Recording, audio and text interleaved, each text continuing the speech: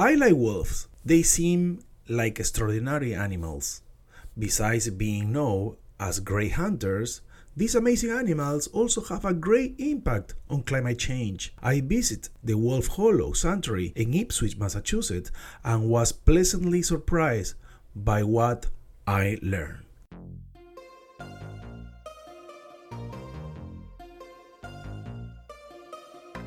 This is Circular Podcast, the podcast that helps to create awareness about the effects of climate change, the real importance of sustainability, recycling, and circular economy. This is Circular Podcast, and I am Juan Carlos Giraldo.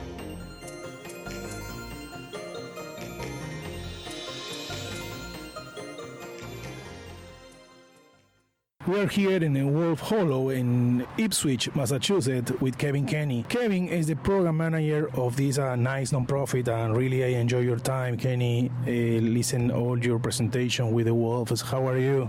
I'm doing really well. Thank you for the kind words. I'm happy to be on the podcast today. No, thank you. Kevin, you will share with us some insights about opinions about wolves and how they can help our climate change, or in general, our environment. With Kevin as well, we will talk about the sanctuary, Wolf Hollow, and also what is the goal of this nonprofit. Kevin, years ago, you mentioned right now in your presentation that in 1995, I remember, we have plenty of deers, plenty of elk that they eat a lot of the grass or green things, right? That case, could be a damage on our wildlife, right? What do you think, how the wolf helps? How was the impact of the wolf in this ecosystem? Yeah. So when we're talking about 95 and the deer and elk abundance, we were talking about the Yellowstone wolf reintroduction. And that really, Yellowstone in general, has kind of given us the best case example and the best source to study wolves and their benefit for the environment.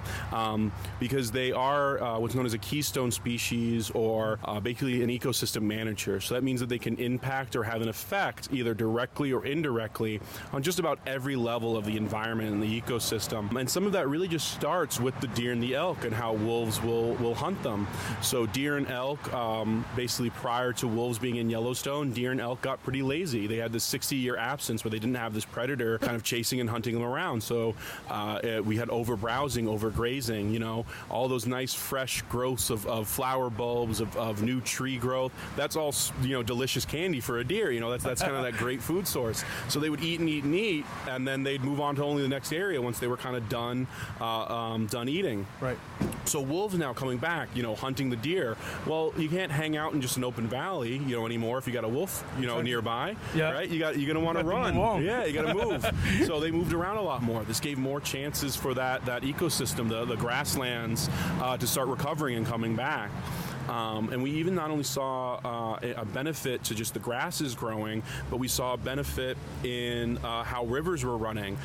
We saw that through them preventing that overgrazing along riverbanks and waterways, the root systems were able to kind of recover, clinging onto that dirt a lot more. Mm-hmm. And we actually saw rivers running more straighter. We saw them running deeper, basically more to what their natural kind of flow would have been. Right. And something I actually didn't get a chance to bring up in the presentation today that I've always thought was kind of one of the most interesting broad strokes worldwide connections wolves have an impact on that Yellowstone showed us was we saw that the butterfly population in Costa Rica actually increased after the Yellowstone reintroduction. Because the monarch butterfly has a migratory lifespan. It one generation grows up in Costa Rica, then they fly up to Yellowstone area, they give birth to the next generation flies down. A big part of what they need to do that are trees to kind of give birth to their kids and have those kids start, from that, larval pupal stage to growing up into the caterpillars.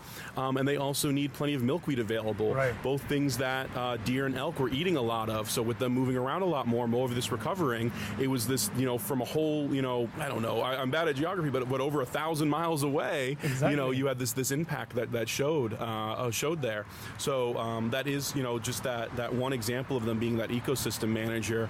Some of the things I also brought up in the presentation that you were a part of today were the fact that by hunting the deer and the elk, they provided food for other animals, food for other carnivores, that could scavenge and steal off of that, food for bears that could take it, eagles, hawks, foxes. Yeah, and they even, sorry if I go on a little long on this, but they even have an interesting relationship with certain birds like ravens. Ravens are a very smart, intelligent animal, so they figured out actually how to use the wolves in Yellowstone to get free meals, because they'll go out, they'll find the deer and the elk living in the area. They fly around, they're hungry, so they're gonna, after seeing the deer and the elk, the ravens fly over to a pack of wolves living in that territory.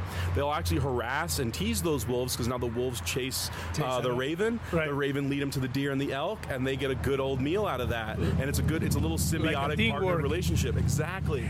And it was great to see this instinctual behavior start right back up with the wolves being reintroduced. So there's that kind of effect there. Yeah, but we are seeing that wolves kind of, by being that apex predator, that keystone species, impact every area of their environment, Yeah, and it's very important that you mentioned that, because, for example, the beavers, yes. They build some kind of channels and bring fish, and therefore another kind of ospreys probably, and just we won 14 wolves. The pack was, in that time, in 1995 in Yellowstone, was 14 wolves. Unbelievable. It was, they brought down 30 from Canada. Oh, really? Yeah, around 30. But it wasn't all 30 within the pack. So there was a pack that was 14 of them, though. Yeah, okay. So that's what that is. But no, definitely. Even just through that small reintroduction effort, and you hit the nail on the head with the beaver, is we did see with those waterways improving, like I touched on, that there was more beaver habitat that was viable, that beavers could live in. And as you brought us that one step further that I didn't think about immediately, which was with those beaver recovering, they provided natural areas for fish to kind of populate, which gave more food to those birds that were coming through now. Kind of all those, again, different levels that wolves are impacting, either directly or indirectly, through just living and being themselves. Exactly. Kevin, let's talk a little bit about Wolf Hollow. We know it's a non-profit organization. Will you mind share with us what is the main purpose of this non-profit? So yeah, we are a non-profit organization, and we were started and opened up to the public in 1990, and our whole mission and our whole goal has been as an educational facility. Basically, we would want to be a source and a point for people to come and learn more about this animal. So we're not just going off of the Grimm Brothers fairy tales, that Little Red Riding Hood story, that we can find out kind of the truth about this animal, learn maybe that misinformation that we used to know about it, and kind of come forward with it. So our whole mission and goal has been education about the gray wolf, to promote the protection of the gray wolf. Right. And that's been our goal in these 30 years. Yeah. Interesting. How many packs of wolf we have here in Wolf Hollow? We currently have 4 packs of wolves living at Wolf Hollow. So we have 4 enclosure spaces. So each enclosure space would be considered its own territory, and the wolves living in there, their own pack. Wow, interesting. The main question, those wolves will be released to the wildlife or no? Yeah. So this is a great question. It's something that we actually usually get asked during the presentation, but I was actually surprised we didn't get asked that here today.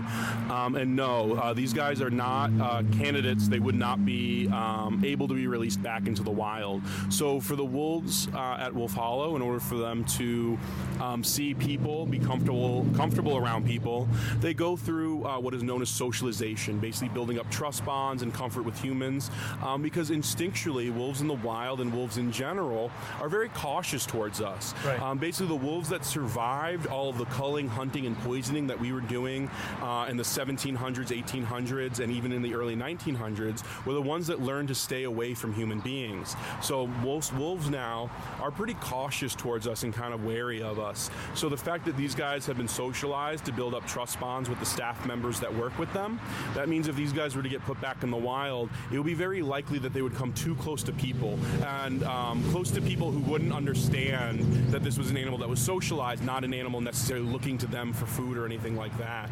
So there are facilities that do raise wolves to be reintroduced into the wild, but very often those wolves will almost never see a human being for their whole lives, because we want to make sure that they keep that instinctual caution, because honestly, and it's sad to say, but to this day, I would say there's still a big hatred of this animal from a lot of people. Right. So we want to make sure that they know to stay away from all people because we don't want to run the risk of them running into that human that might wish them ill. You know. Oh, I get the point. Where the people can reach you here? Any social media networks or what the webpage? Please share with us. Oh, definitely. So you can follow us on Facebook, Wolf Hollow Ipswich. We also have an Instagram page that is Wolf Hollow _MA.